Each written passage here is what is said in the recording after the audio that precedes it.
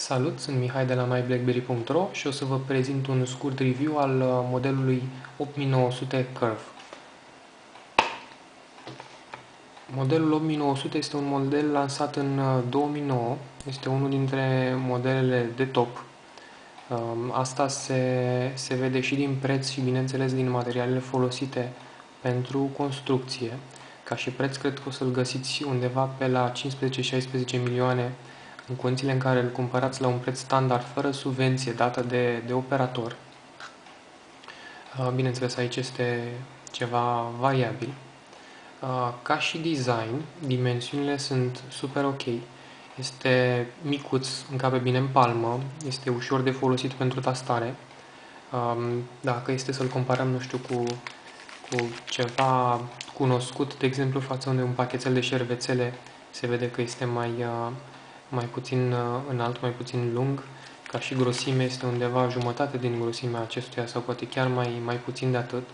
Evident că este un pic mai gros. Ca și lățime, spune că este undeva apropiat, poate, nu, clar, câțiva milimetri mai mult. Ca și display-ul este super de calitate, o rezoluție de 480 pe 360 de pixeli.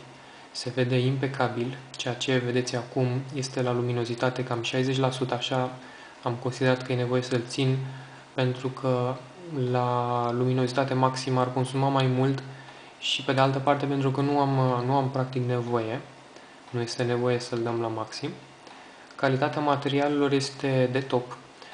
Este într-adevăr făcut exclusiv din plastic, aproape că nu găsim părți metalice, cu excepția conectorilor. Aici, de exemplu, este tot plastic, deși partea aceasta este cromată și pare din metal. Butoanele la fel sunt și ele din plastic. Ca și conectori în general și ca și butoane, aveți, bineînțeles, tastele nelipsite care pot fi programate pentru diverse funcții. Cea de aici din stânga este pentru apelarea vocală. În partea cealaltă este o tastă în două etape, să zicem, pentru cameră. Apăsați până la jumate și focusează și până la capăt și o să facă poză. Eu l-am programat în momentul acesta pentru altceva, pentru înregistrări de note vocale. Aici mai avem buton pentru volum, conectorul pentru cască, este un jack standard de 3,5 mm, buton pentru trecere pe silențios și butonul pentru blocarea tastaturii. Vedeți că este parte din carcasă și se apasă, să zicem, cu aceasta, nu fac niciun fel de probleme. Aici este fanta pentru difuzor, pe spate avem camera de 3,2 megapixeli cu autofocus și blitz cu LED. În partea de jos este clema pentru desfacerea capacului, dar în extremitățile acesteia găsim conectorii pentru dock. Am și dock și este foarte convenabil să-l pun să se încarce în dock, fără să mai folosesc mufa standard de încărcare.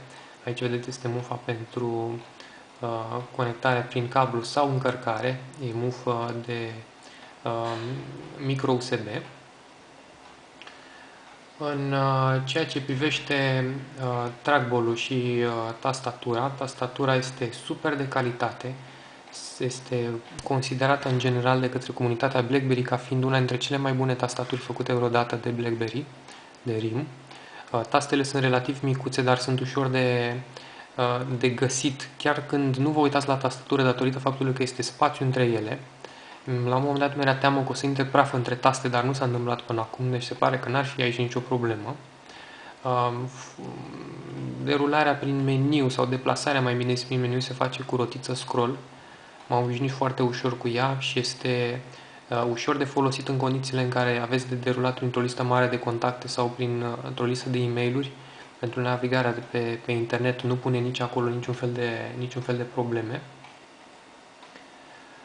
Ca și accesorii incluse în pachet, el vine cu căști cu fir pentru jack-ul de 3,5 mm. Căștile sunt cam slăbuțe calitativ și la una dintre ele s-a și întâmplat să cadă garnitura de cauciuc din jurul acesteia. Ele sunt funcționale, dar încă o dată sunt cam slăbuțe calitativ și ca și calitatea sunetului și ca și construcție.